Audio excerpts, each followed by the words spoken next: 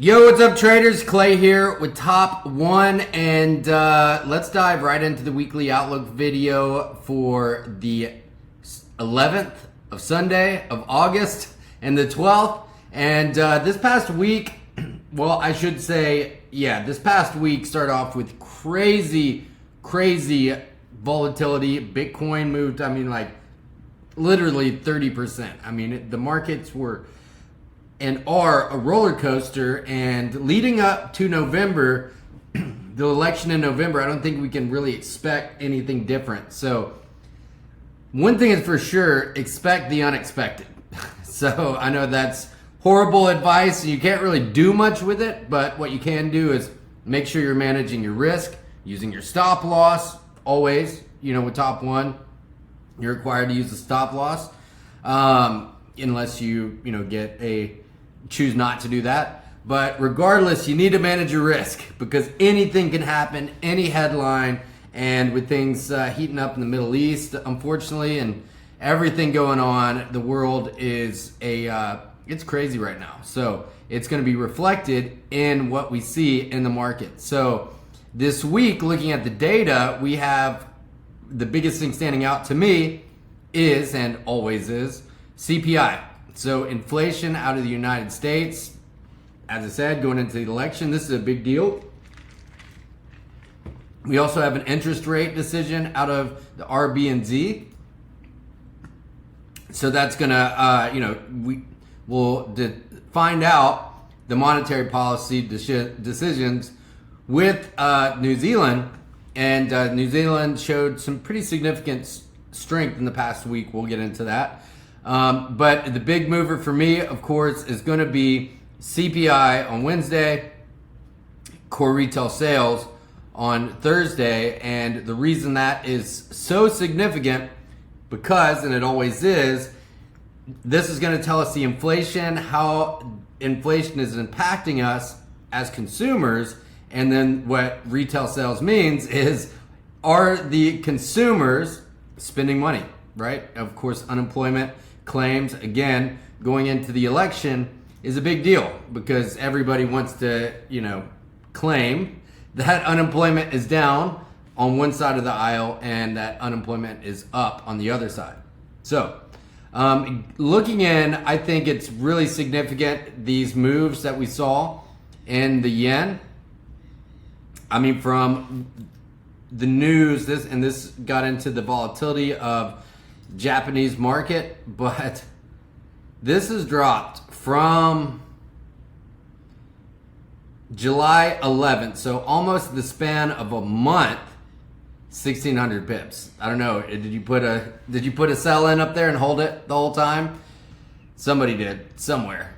But so we can see this with Swiss yen, Euro yen.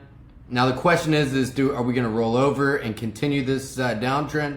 New Zealand yen, or are we starting to move her way higher, right? So I think in a lot of these pairs, which have been in a huge downtrend, so that also includes these Swiss pairs, CAD Swiss, you can see Aussie Swiss, all of this looks really, so Aussie yen, Aussie Swiss, Aussie yen, Aussie Swiss. So you see what I'm saying here? There's a huge correlation. So are we just seeing the first big pullback of these moves, or is the market changing direction? I think that's a legitimate question. And this is such an aggressive and an impulsive move. We can only assume that we're going to have an equally aggressive bounce, which is what we are seeing this week, right? So this is a pretty big bounce higher, Aussie Swiss, and some of the yen pairs. So when we look at the cross pairs, look at Euro Aussie, right? This is the type of trends that I like to trade right here. Big, just distinctive push higher. Now the question is, are we going to make another leg higher? With some Aussie weakness going into next week. So this is Euro Odd is going to be on my radar. Pound Aussie, a little bit heavier, but you can see we have some divergences here. So these are going to be really high on my radar because it's 400 pips up to this high, and there's a lot of, supply zones for us to hit moving higher for sure. So now these pound pairs are interesting because of fundamentally, there's a lot of civil unrest going on in the UK, unfortunately. So hopefully that situation gets resolved soon. And it's definitely weighing on these pound pairs, right? So you can see all of the pounds in a big downtrend, and a lot of these dollar pairs seem to be somewhat sideways. So inflation is going to be a big deal. How that pans out on Wednesday is going to be a big factor for the direction of the dollar. So you can see dollar CAD, big move to the downside. Dollar Swiss, despite the